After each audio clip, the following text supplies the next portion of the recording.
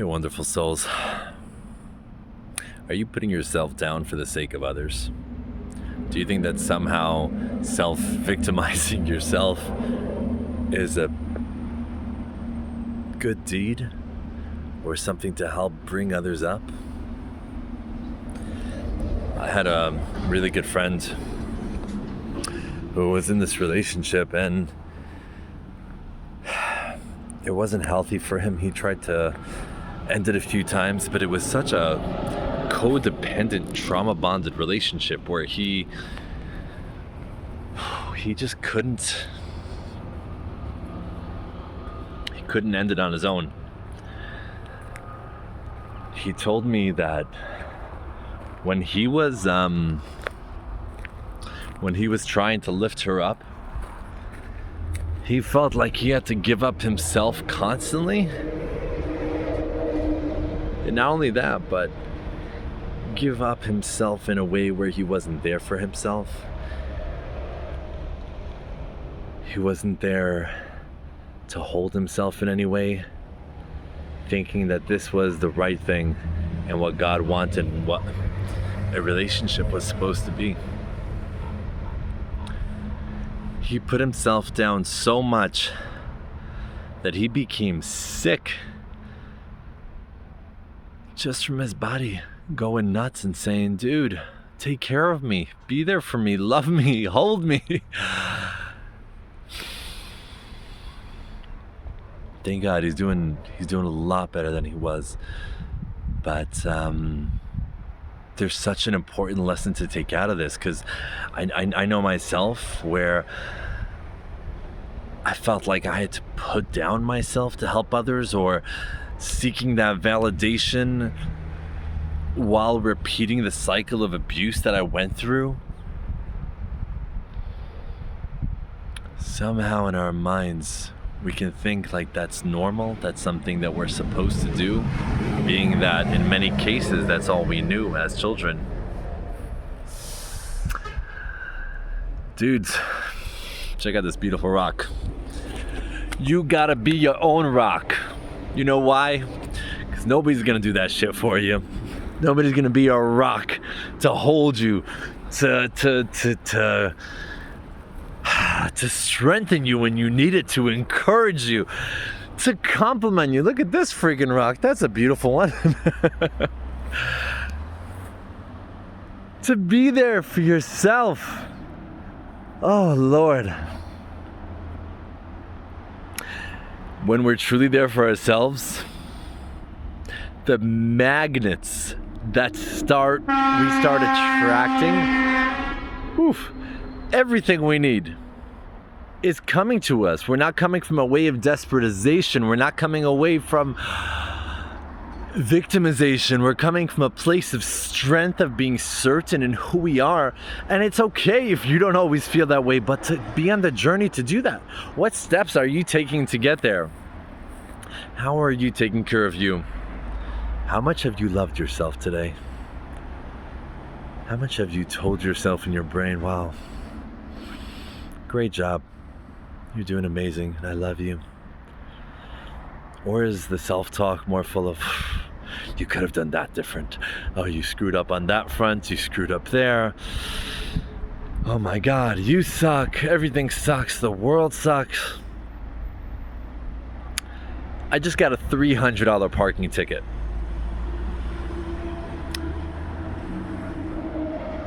I felt so crappy.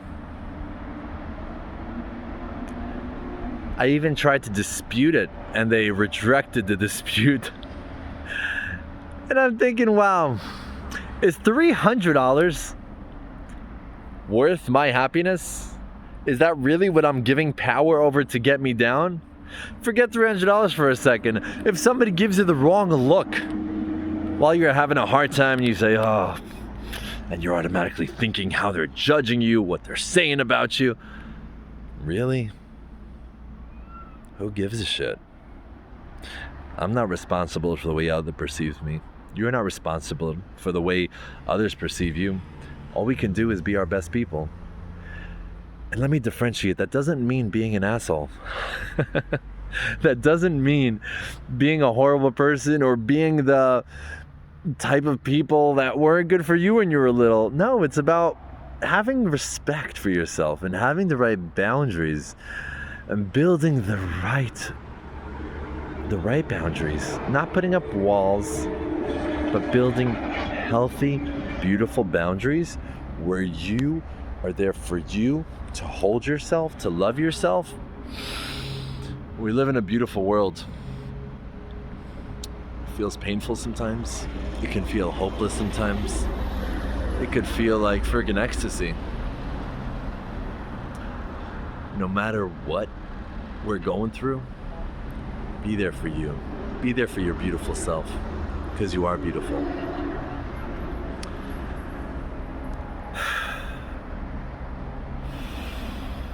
And don't forget to breathe. To breathe, to move. It's so crucial. It's so important. When I brought my son to school today, I saw he was a little bit we started doing skips together and rocking out, because move your body, change your movement, change your thoughts. It's truth. There's something incredible to that.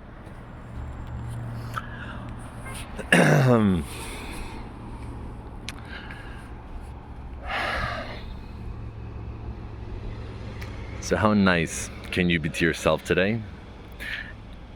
And how much self-care can you give yourself where it's not just, wow, I'm in a bad mood. Self-care is gonna be sitting down and smoking a J and just chilling out. No. It could be once in a blue moon, but if you're doing that a few times a day, absolutely, that is not self-care. Or whatever toxic habits somebody might have. And you'll know it's toxic. If you really want to listen to the voice inside, you'll ask yourself, hey, is this good for me? Is this truly what I need? And the answer is no. Think what would be good for you, even if it's hard. Go for a swim, go for a run, go for a walk, whatever it might be, but do something that's healthy for you.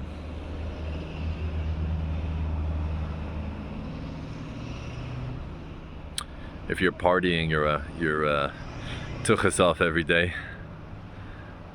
with the motto, YOLO, you only live once. You only die once. You live every single day. So truly live it. And truly love it. And be so nice to you while being the rock and person to look up to. Matthew McConaughey had an interview a little while ago that I saw. And they asked him on the interview, who's your hero? And he said, you know who my role model's always been? My role model has always been myself 10 years from now. And that 10-year gap stays consistent.